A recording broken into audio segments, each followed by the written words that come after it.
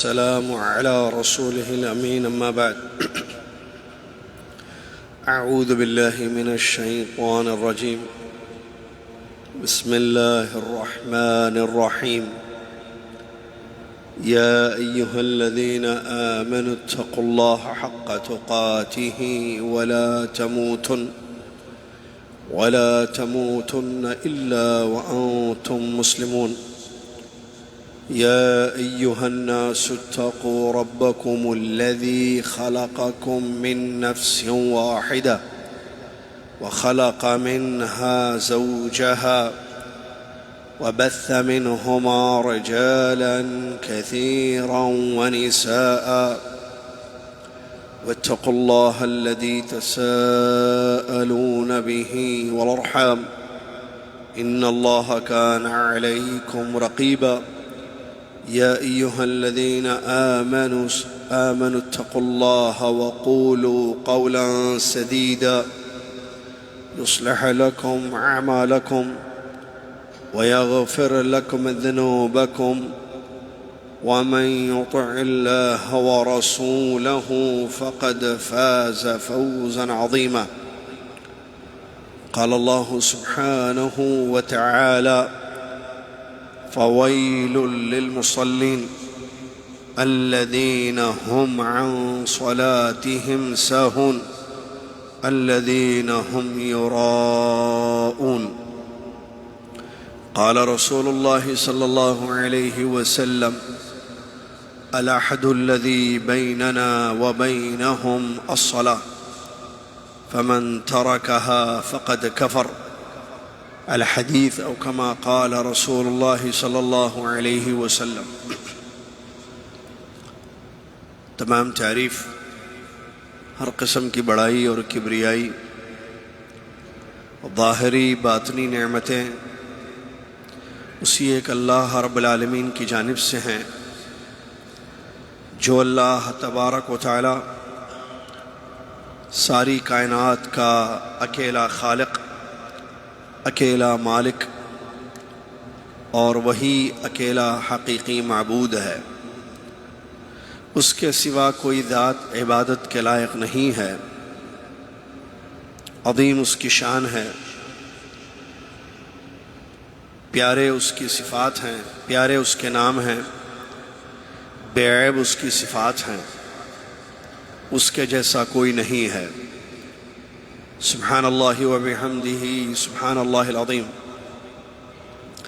صلاۃ و سلام ہو اس کے بعد اللہ کے آخری نبی رحمت للعالمین محمد الرسول اللہ صلی اللہ علیہ وسلم کی ذات گرامی پر، جنہوں نے سب سے اچھی اللہ کی عبادت کی اور اپنی امت کو عبادت کا طریقہ سکھایا. اللہم صلی علی محمد وعلی آل محمد کما صلیت علی ابراہیم وعلی آل ابراہیم انک حمید مجید.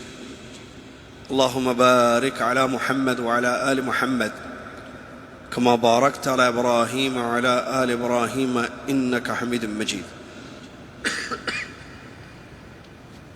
حمد و صلات کے بعد 3 ربیع الاخر 1444 ہجری مطابق 28 اکتوبر 2022 عیسوی عزیزیہ مسجد جدہ میں آپ خطبہ جمعہ کا اردو میں ترجمہ سماعت فرما رہے ہیں.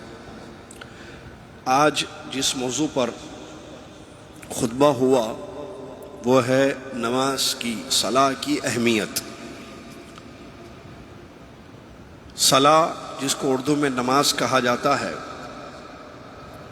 یہ اللہ کی ایک عبادت ہے جو روز مرہ زندگی میں کی جاتی ہے، اور یہ اسلام کا رکن ہے. شہادتین کے بعد سب سے پہلا یہی رکن ہے، اقامت صلاۃ، نمازوں کو قائم کرنا.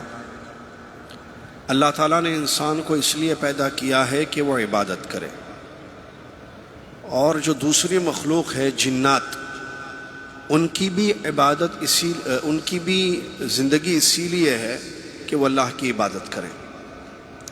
کائنات میں یہ 2 مخلوق ایسی ہیں انس و جن، جن کو پیدا کیا گیا ہے عبادت کے لیے، لیکن کائنات کی جو دوسری مخلوقات ہیں وہ بھی اللہ کی عبادت کرتی ہیں۔ اللہ نے فرمایا وَالنَّجْمُ وَالشَّجَرُ يَسْجُدَانِ، ستارے اور درخت اللہ کو سجدہ کرتے ہیں۔ معلوم ہوا ستارے اللہ کی عبادت کرتے ہیں، درخت اللہ کی عبادت کرتے ہیں۔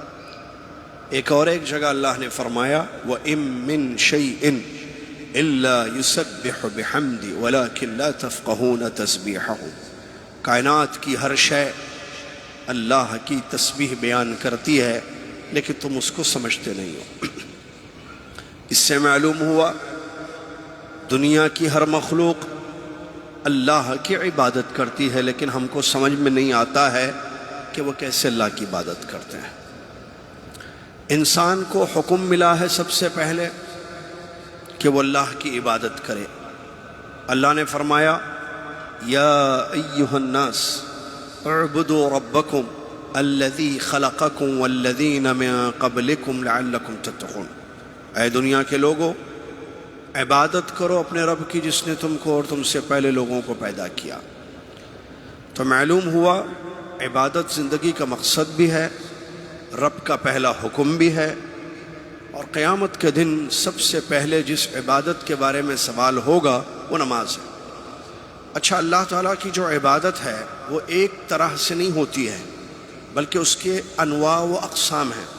آپ سب جانتے ہیں نماز ایک قسم کی عبادت ہے جس پر خطبہ ہوا ہے، عمرہ، حج، تلاوت، ذبح جس کو قربانی کہا جاتا ہے، روزے، زکوٰۃ، ذکر، یہ ساری عبادات ہیں۔ تو بہت ساری طریقوں سے اللہ تبارک و تعالیٰ کی عبادت کی جاتی ہے۔ ان عبادتوں میں جو بڑی عبادت ہے وہ ہے نماز، جس کو روزمرہ زندگی میں فرض کیا گیا ہے 5 وقتہ، ہر عاقل بالغ مرد اور عورت پر۔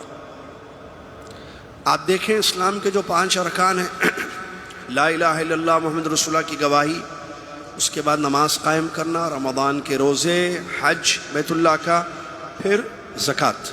ترتیب آگے پیچھے مختلف روایتوں میں ہے، کہیں حج کو پہلے بتایا گیا ہے، کہیں حج کو بعد میں بتایا گیا ہے۔ تو یہ ان عبادات میں سے جو 4 بڑی بڑی عبادتیں ہیں جو اسلام کے ارکان ہیں، اقامت صلاۃ جس پر خطبہ ہے، زکوٰۃ، حج اور روزہ۔ ان میں جو روزانہ کی جانے والی عبادت ہے وہ ایک ہی ہے۔ حج روزانہ نہیں ہوتا ہے، زندگی میں ایک مرتبہ ہوتا ہے، ہم فرض حج کی بات کر رہے ہیں۔ اور جو رمضان کے روزے ہیں یا زکوٰۃ کی ادائیگی ہے وہ ایئرلی ہے، سالانہ کی جانے والی عبادت ہے۔ ہر مہینے جو ہے روزے نہیں رکھے جاتے ہیں، فرض روزوں کی ہم بات کر رہے ہیں جو اسلام کا رکن ہے۔ لیکن آپ نماز کو لے لیں، نماز روزانہ پڑھی جائے گی۔ اللہ تعالیٰ نے اس کو فرض کیا ہے اور اس کی اتنی اہمیت ہے کہ اس کے چھوڑنے کو کفر قرار دیا گیا ہے۔ مومن اور کافر کے درمیان کیسے فرق کریں گے آپ کسی انسان کے بارے میں کیسے کہہ سکتے ہیں کہ یہ مسلمان ہے یا نہیں ہے؟ دیکھ کر تو پتہ نہیں چلے گا، چلو ناموں سے شاید پتہ چل جائے، وہ بھی ضروری نہیں ہے کہ معلوم ہو جائے۔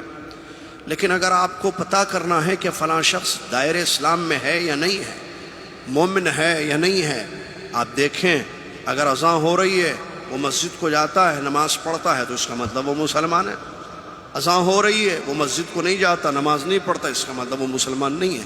تو یہ نماز جو ہے ایمان اور کفر، مسلمان اور کافر کے درمیان فرق کرنے والی چیز، اور یہ بندے کا اپنے رب کے ساتھ ایک گہرا تعلق ہے، صلہ ہے۔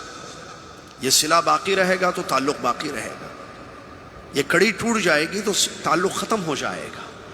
اور ہم سب کو اللہ سے تعلق کی ضرورت ہے، کیونکہ وہ غنی ہے، ہم فقیر ہیں، اس کو حاجت نہیں ہے، ہم سب کو اس کی حاجت ہے۔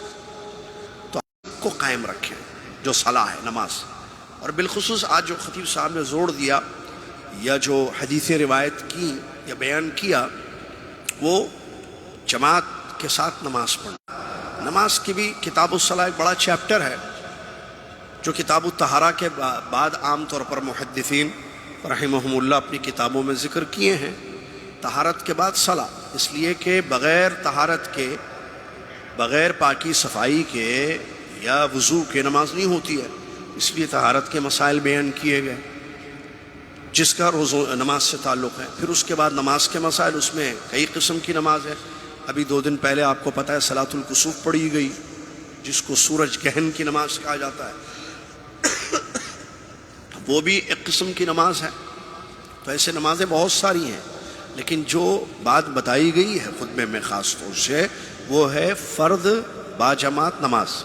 اللہ تعالیٰ نے امت محمدیہ کے مردوں پر جماعت کے ساتھ نماز کو فرض کیا ہے، عورتوں پر جماعت فرض نہیں ہے، معلوم ہے یہ مسئلہ۔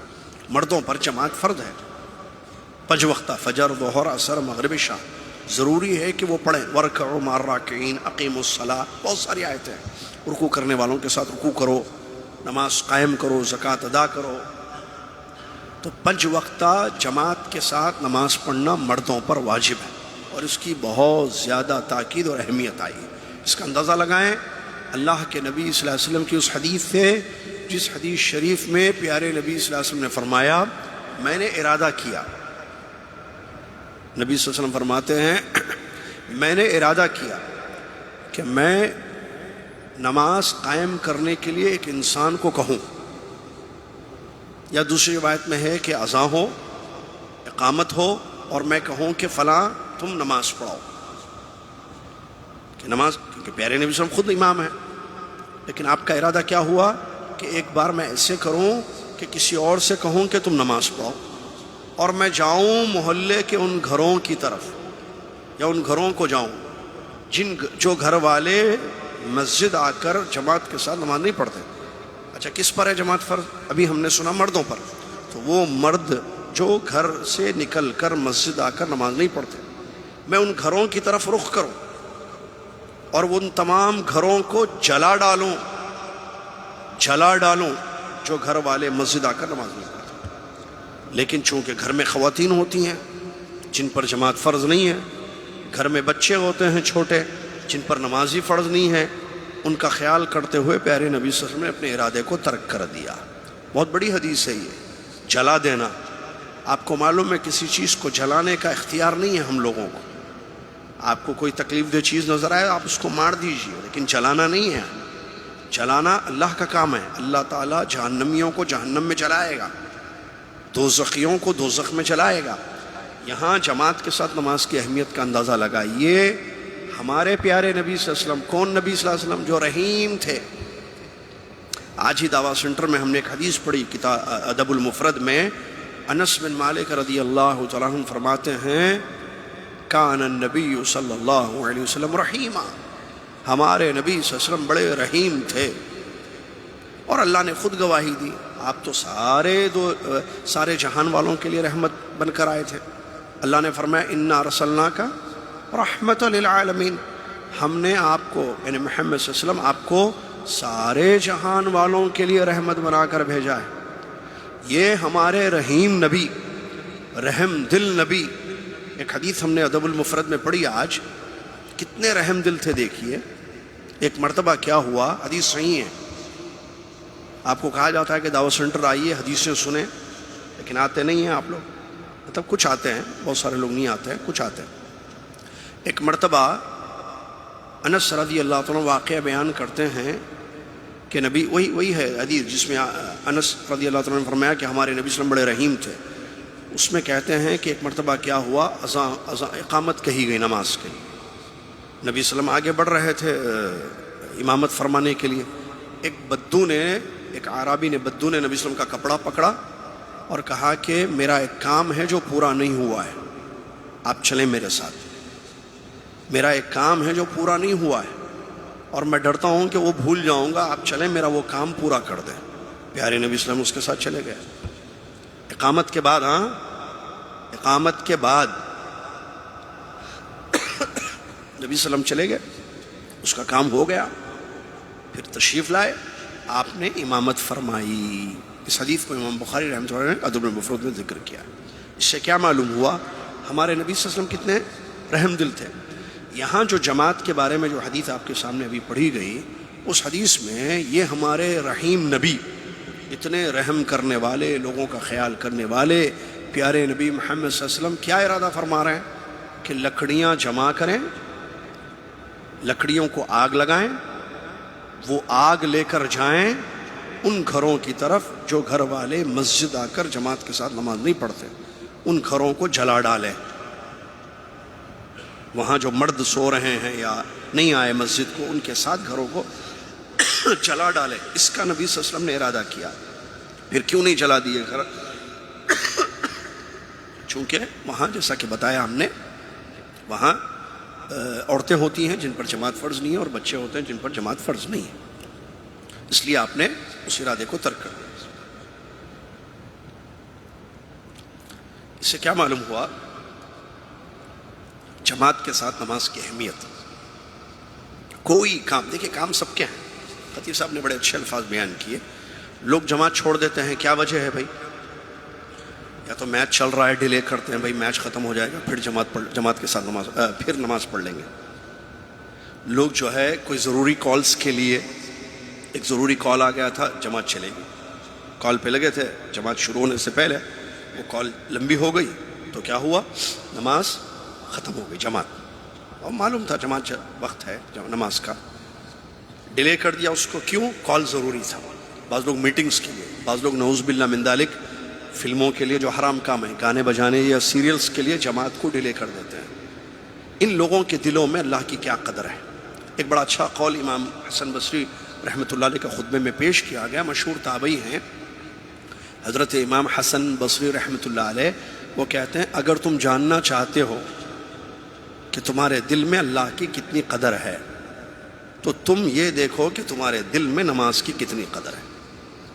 اگر تم جاننا چاہتے ہو کہ تمہارے دل میں اللہ تعالیٰ کی کتنی قدر ہے، اللہ نے فرمایا بعض لوگوں کے بارے میں وما قدر اللہ حق قدری، جیسے اللہ کی قدر کرنی تھی ویسے نہیں کی۔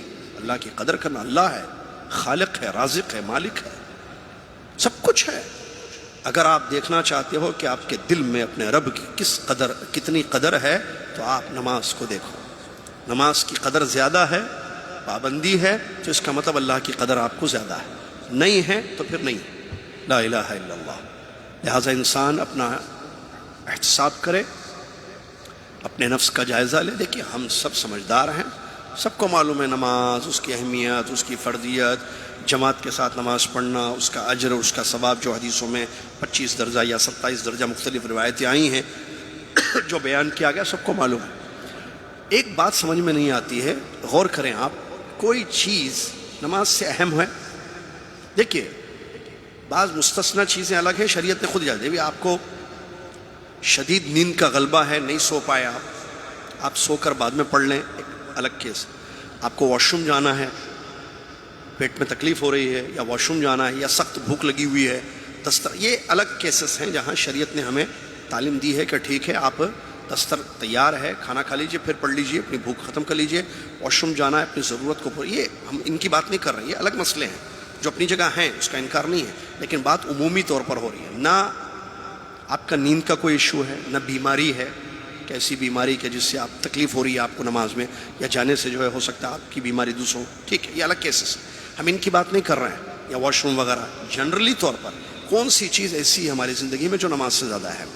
ہم کو پیدا اللہ نے نماز کے لیے کیا ہے، حکم ہے۔ قیامت کے دن سب سے پہلا سوال کس چیز کے بارے میں ہوگا؟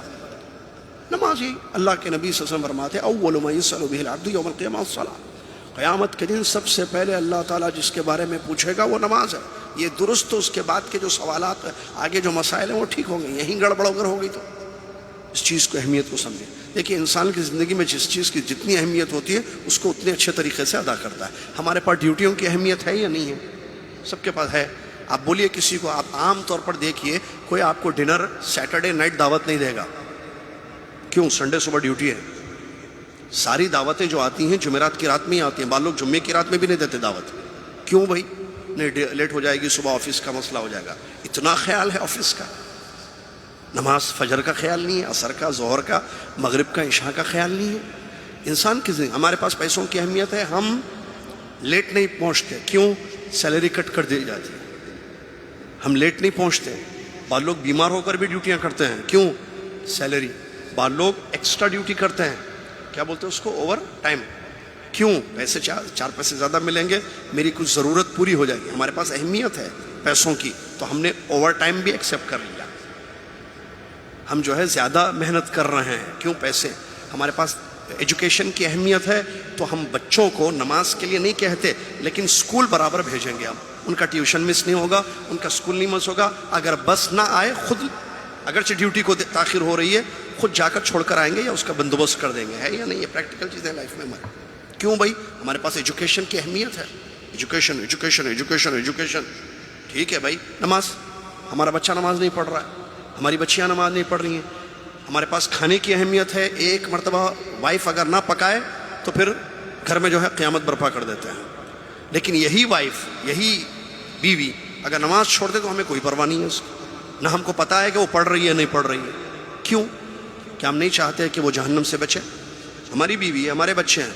اللہ نے فرمایا یا ایھا الذین آمنوا قوا انفسکم واہلیکم نارا، اے ایمان والو اپنی جانوں کو، اپنے گھر والوں کی جانوں کو جہنم سے بچاؤ. نماز چھوڑ کر کیسے انسان جہنم سے بچے گا بتائیے مجھے آپ. قیامت کے دن سب سے پہلی پوچھ نماز کی ہے. ٹھیک ہے ان پر جماعت فرض نہیں ہے لیکن گھر میں تو پڑھنا ہے نا. عورتوں کو پوچھیں، بچیوں کو، بیٹی نماز پڑھی آپ نے؟ بیگم آپ نے نماز پڑھی یا نہیں پڑھی؟ اہمیت دلائیں ان کو. کھانے پکانے میں مصروف ہو جاتی ہیں خواتین، چھوڑ دیتی ہیں نماز کو، وقت ہی ختم ہو جاتا ہے پورا. بچیاں چھوڑ دیتی ہیں. بچوں کی تربیت کرنا چاہیے. دیکھیے اس سے پہلے بھی خطیب صاحب نے کہا ہم مسجد میں چھوٹے بچوں کو لانے سے منع نہیں کرتے. کیوں؟ کیونکہ ان کی تربیت ہوتی ہے نماز کی. لیکن وہ بچے اگر مصلیوں کو تکلیف پہنچانے والے یا مسجد کی نظافت کا خیال نہیں کرنے تو ایسی صورت میں ان کو اوائڈ کیا جائے. منع نہیں کیا گیا نا، سختی روکا نہیں گیا ہے. کیوں؟ تاکہ بچوں کو تربیت ہو. بچے آئیں گے نماز پڑھیں گے، ان کو معلوم ہوگا. آپ جانتے ہیں سب حدیثیں، 7 سال کے وہ بچے تو حکم دو، 10 سال کے ہو جائیں نہ پڑھے تو مارنے کا حکم ہے. کیوں؟ تاکہ تربیت ہو ان کی نماز پر. نماز بہت بڑا مسئلہ ہے، بہت بڑا مسئلہ ہے، معمولی چیز نہیں ہے. اتنی آیتیں ہیں نماز کے بارے میں، اتنے فتوے ہیں صحابہ کے تارک الصلاۃ کے بارے میں کہ جو نماز کو جان بوجھ کر چھوڑ دے. معلوم ہے شیخ الاسلام ابن تیمیہ رحمۃ اللہ کا فتویٰ ہے، حدیثوں کی روشنی میں کہتے ہیں وہ جو حدیث ہے کہ جو ایک نماز جان بوجھ کر چھوڑ دے، کیا مطلب؟ نہ ادا کرے نہ قضا کرے. پتا تھا وقت پر نہیں پڑھی اس نے، وقت ختم ہو گیا پھر بھی نہیں پڑھا، چھوڑ دیا، ایک کافر. اتنی آیتیں آئی ہیں نماز کی. بہت بڑا مسئلہ ہے نماز کا، کوئی معمولی چیز نہیں ہے. نماز بہت بڑی چیز ہے نماز. لہٰذا نماز آپ جانتے ہیں سب وہ حدیث جو نابینا شخص جو ہے نبی صلی اللہ علیہ وسلم کے پاس آئے. نابینا اندھے آدمی ہے، نظر نہیں آتا اندھے آدمی کو. انہوں نے کہا کہ اللہ کے نبی صلی اللہ علیہ وسلم میرا گھر مسجد سے دور ہے اور دوسری روایت میں ہے کہ کیچڑ وغیرہ ہو جاتا ہے راستے میں، تو کیا مجھے اجازت ہے کہ میں گھر میں پڑھوں نماز؟ نبی صلی اللہ علیہ وسلم نے الگ الگ روایتیں، آج جو خطبے میں روایت پیش کی اس میں یہ کہ کیا آپ کو کوئی مسجد میں لانے والا ہے؟ لا سکتا ہے مسجد تک؟ کہ ہاں لا سکتا ہے کوئی.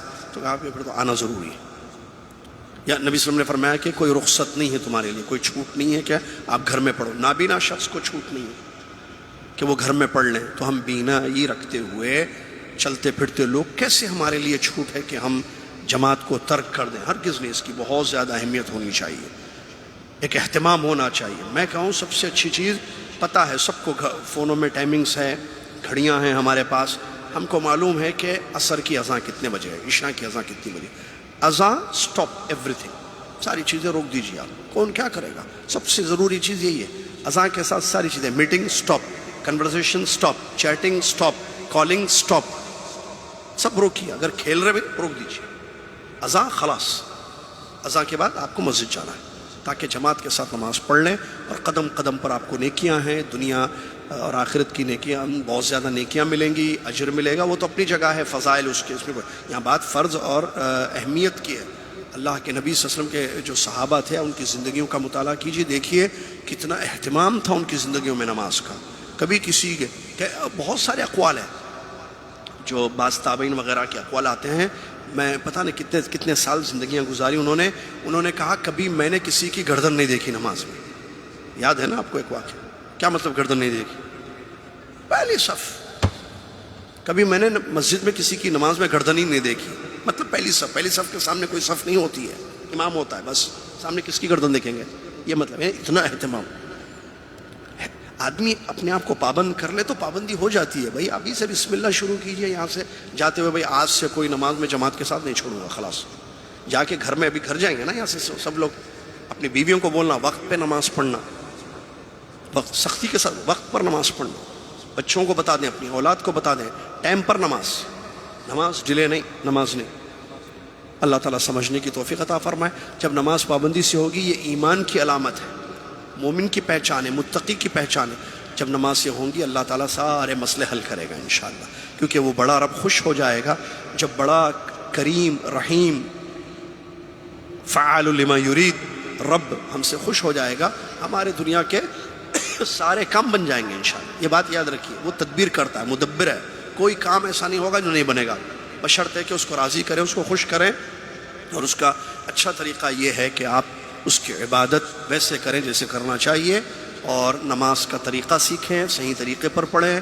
بہت سارے لوگ بوڑھے ہو چکے ہیں نماز پڑھ کر, لیکن آج بھی بیسک غلطیاں ان کی نمازوں میں نظر آتی ہیں.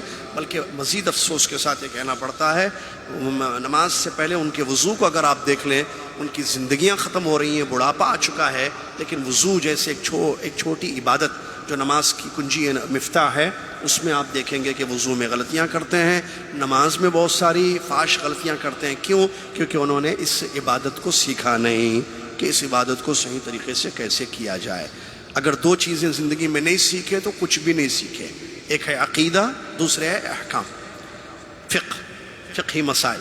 ایک تو عقیدہ نہیں سیکھے تو کچھ بھی نہیں سیکھے, اور اگر مسائل جیسے نماز کے, روزوں کے, رمضانہ یا زکوٰۃ کے, حج کے نہیں سیکھے تو پھر کیا سیکھے آپ؟ ساری ڈگریاں ہمارے پاس ہیں, ساری تعلیم دنیا کی ہم نے اعلیٰ سے اعلیٰ حاصل کر لی, لیکن ہمیں یہ نہیں معلوم کہ اللہ کہاں ہے. لا الہ الا اللہ کا مطلب ہمیں نہیں معلوم. ایمان بالملائکہ کا کیا مطلب ہے, اللہ پر فرشتوں پر ایمان کا کیا مطلب ہمیں نہیں معلوم. تقدیر پر ایمان کیسے ایک اسلام مسلمان کا ہوتا ہے ہمیں نہیں معلوم, تو کیا فائدہ. پھر اگر ادھر فقہ میں دیکھیں آپ تو جو بیسک چیز جیسے میں نے کہا نماز, طہارت کے احکام نہیں معلوم. کتنے ہم میں سے جن کو تیمم کے مسئلے پوچھیں گے تو نہیں معلوم ہوگا. بھئی تیمم کب ہوتا ہے, کیا ہوتا ہے, کیسے, نہیں معلوم. کیوں؟ اہمیت نہیں ہے اس کی. تو یہ ایک الگ پریشانی ہے جو الگ موضوع ہے.